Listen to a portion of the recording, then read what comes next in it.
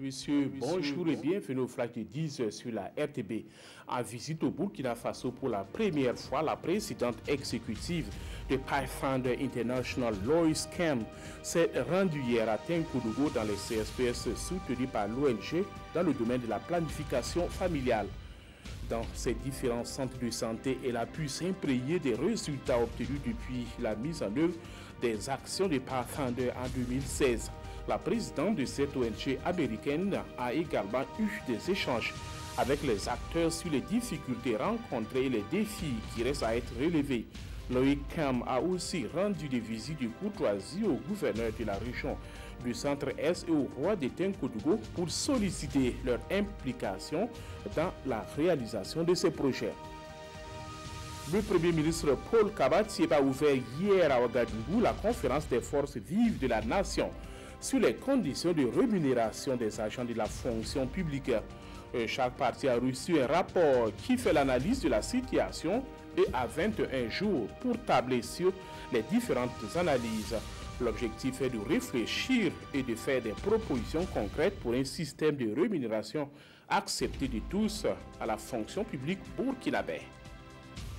Parti pour étudier dans un foyer coranique au Togo, Lassane Thiombiano a vu son rêve brisé. En partance pour Dapon, le mineur de 14 ans est tombé dans les mailles des trafiquants qui l'ont amené au Nigeria pour d'autres fins. Fort heureusement, l'enfant a été sauvé grâce à la police de Lagos. Lassane Thiombiano vient d'être rapatrié au pays. Le 25 février dernier, il a été accueilli par les autorités régionales de l'Est avant d'être conduit dans son village natal à Tambiga.